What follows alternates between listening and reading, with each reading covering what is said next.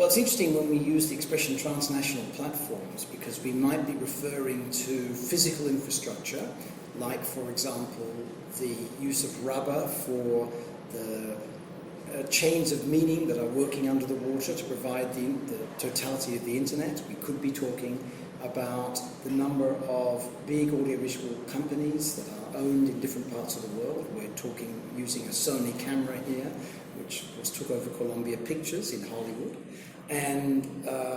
we could be talking about the purely internet-oriented element of this. We could be talking about the way in which foreign ownership of television companies and radio stations remains a complex issue for lots of national territories, right?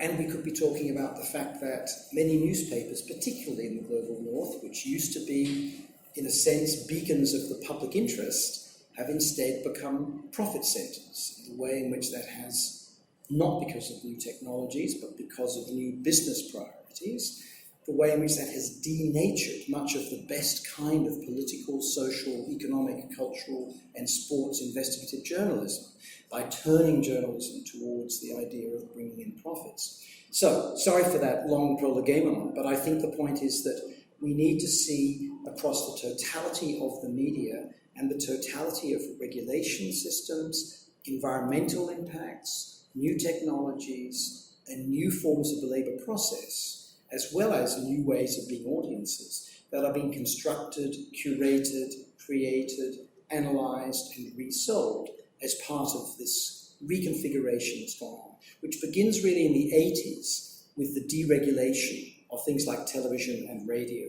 in much of Northern Europe, Western Europe, the United States. And then, of course, takes off with the explosion of satellite use, and then reaches its apogee with the expansion of the internet. So I think all those forces are at play, but we need to allow them to have tension with one another and not get dominated by the idea that everything became different with the World Wide Web.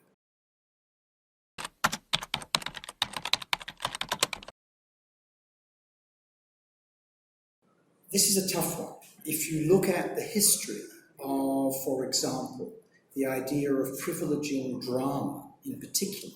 as a space within literature or theatre or radio or cinema or television, where the nation can look at itself. The famous statement from Herman Melville in the 1850s about the need for a culture to place the glass, by which he meant the mirror in a speckle, in front of itself, look for imperfections and hence treat them. And that to be done through per medium of literature or drama. And the privileging of drama, opera, ballet, not only as high culture, but as forms of a kind of distant social criticism, right? The importance of that. But then you see that in that name, under that sign, many, many forms of, for example, national cinema protection have been passed that simply allow indolent, narcissistic producers, mostly male, mostly straight, mostly of one racial formation, and always of one class formation, to dominate what national cinema should be. You know, the real Germany, the real Spain, how we criticize it. How diverse really has that been? It's not demographically representative in many of these countries. So that notion of trying to get a catalogue of film or television, and it's always drama that this is focused on, has not actually done service to the real nature of the people in whose name it's done. Does that make sense? So my concern is that if we continue down that route as we try to regulate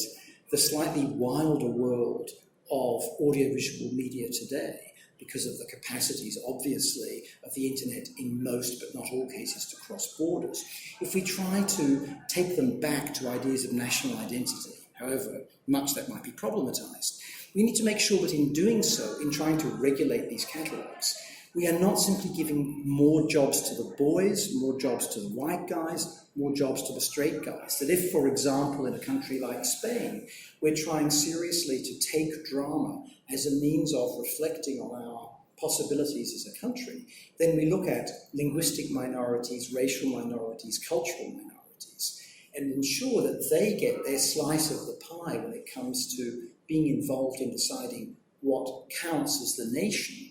in opposition to, for example, a kind of flood of material coming from the United States or coming from Latin America or wherever it may be. So that's my concern. There is this problem of a long history of cultural policy being articulated to a vision of the nation that is extremely restricted.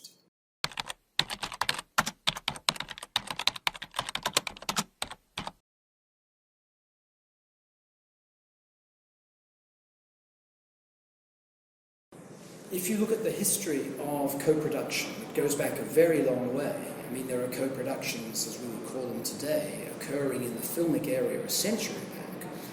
One of the difficulties is that many, many times, in the name of a national cultural policy that will reflect the nation to itself, you get multinational corporations buying into local production, but not really with their own money, often using either regional or municipal or national funding as a means of defraying their own costs. So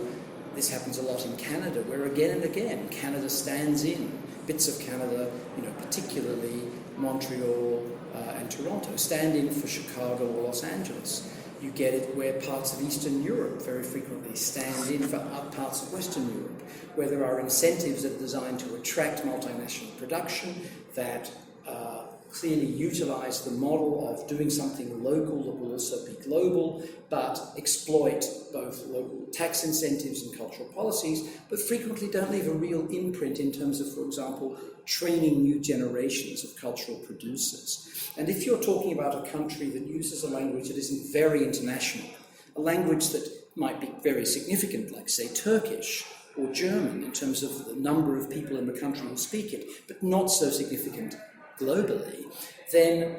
unless those countries are very rich, which applies in the case of Germany but not in Turkey, then the co-productions are basically just designed to utilise local incentives, but not to engage seriously in trying to develop local cultural expression.